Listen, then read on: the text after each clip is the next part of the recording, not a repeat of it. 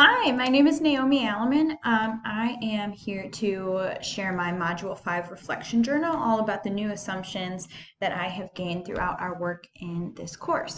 So I want to start by quickly introducing critical thinking based on what I feel that we have learned throughout this course, this unit. So critical thinking is something that we aim to teach our students, not only for our work in the classroom, but in order to prepare them to be lifelong learners. But teaching our students how to think critically can be quite difficult. And one reason for that is that critical thinking tends to be very hard to define. One definition that really resonated with me came from an interview with Richard Paul, where he described critical thinking as thinking about your thinking while you're thinking in order to make your thinking better. So I think that it really hit the nail on the head that you have to be conscious of what you're thinking, how you're thinking, why you're thinking, and then constantly seeking to make improvements on that. And according to Brookfield, the critical thinking process, of course, begins with educators recognizing and researching the assumptions that undergird their thoughts and actions. So over the next few slides, I'm going to tell you a little bit about the assumptions that I now hold after our research in this course, along with all of the evidence and analysis that pertains to that.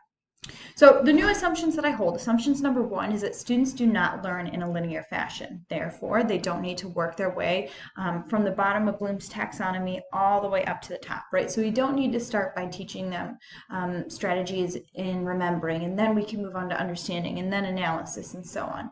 Rather, I really like this graphic over here, figure 1, where we view the taxonomy as slices of a pie, in which we can move in kind of a cyclical fashion where we can revisit and move a little bit more freely throughout them in order to gain mastery. Assumption number 2 is that my students will become proficient critical thinkers if I model the process for them and provide appropriate scaffolds to kind of build their confidence and to guide them along the way. And assumption number 3 is that an emotion is an essential component of critical thinking.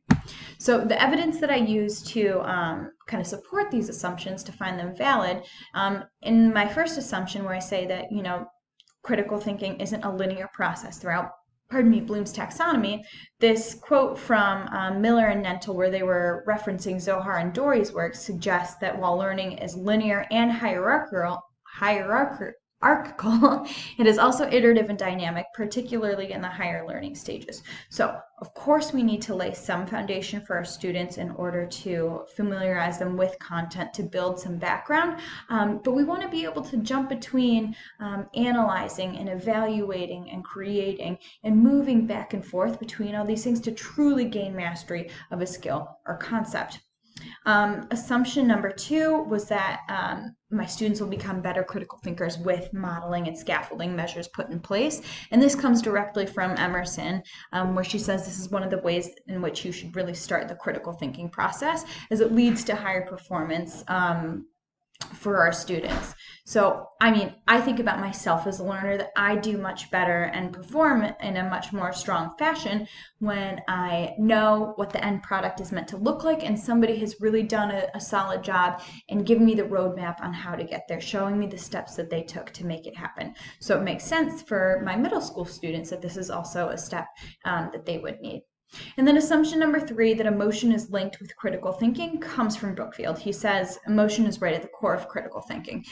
So in order to engage in critical thinking exercises, we have to examine the emotional assumptions we hold. We have to say, what are the things that I believe? What are the emotions tied to that? Is that true? Is that valid? If not, what do I need to do to adjust? The other component of this is that our students work best as critical thinkers when they're actually invested in their work. So this means that we need to tap into their interest and we need to show them, what kind of real world content or real world relevance is being examined through our content work. So in terms of what evidence I take most seriously, there are a few different things. So in order for evidence to be considered as I examine my assumptions, I need it to be thorough, it needs to be corroborated, and it needs to be applicable to my practice. So I generally trust data that appears in scholarly journals, right? It's been vetted, it's been corroborated with multiple academics, but I also don't discount the observations that I have of my own students in my classroom and those of my colleagues who work with my students in different facets throughout the day. So it's a combination of these that really lead me to examine and assess my assumptions for validity. In terms of where I think further inquiry is needed, Bissell and Lemon said that the major impediment to develop critical thinking in the classroom is that the difficulty that faculty face in measuring critical thinking ability. So the more strategies that we can have for implementing critical thinking, teaching critical thinking, assessing critical thinking, like real world tools that I can apply and put into my practice, the better it is, because teachers tend to be very, very taxed in terms of all of the things that we are expected to do in order to meet our students' needs. So having more tools like this that are just ready to roll really is helpful for us. How do I judge whether new assumptions fit my professional learning practice? Well, in order to do that, I need to understand how my assumptions can be negatively impacting my teaching and my understanding of my students. So the new assumptions that I have uncovered are well supported, they're evidence-based, and they also give my students kind of a push, a positive push. They give them opportunities for academic and for personal growth. By examining each assumption I hold for personal fallacies, looking for support in data and research, and identifying applicable strategies in the classroom, I can decide whether or not these assumptions hold a place in my teaching practice. In terms of which new assumptions can't really be checked with adequate evidence, I felt as though all three of the assumptions that I identified are able to be supported with scholarly research, with formative assessment, and with observation of my students, and with discussion of my colleagues. Assumption number 3, where we see that emotion is an essential component of critical thinking, does have subjective components to it. Really, probably all 3 do. But the emotional connection to cognition has been thoroughly explored and proven.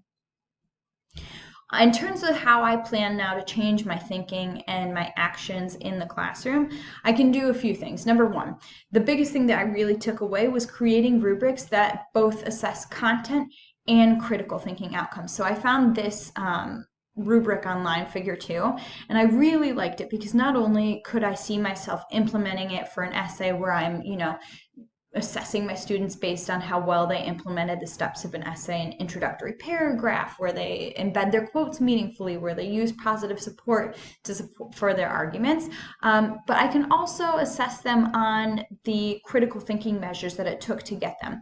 And the other thing that I liked about this rubric was that it wasn't a yes or no. There's a scale of how well they did this. So this is something that I definitely see myself adapting and putting into practice. Another thing that I plan on doing is examining my scaffolding. I tend to implement scaffolds that are aimed at helping my students, but I don't always remove them in an appropriate manner.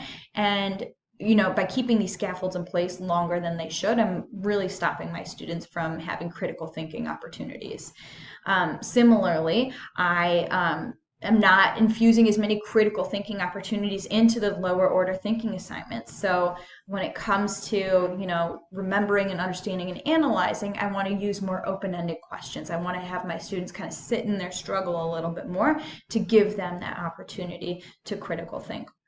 And then, of course, the last thing that I should do is frequently examine and assess the assumptions that I hold about my teaching, about the content that I'm teaching, and about my students. So in terms of how I will continue to seek out evidence, there are a few things. Number 1, formative assessment and observation of my students is going to give me tons of really interesting data to kind of continue to, tweak and retweak all of the critical thinking measures that I have in my classroom. I'm also going to work with my colleagues in that same measure, discussing and examining my students in different areas and different settings, continue to pull from scholarly journals, from research, and then continuing to assess my assumptions on a regular basis. And with that, my references are here. Thank you so much for listening.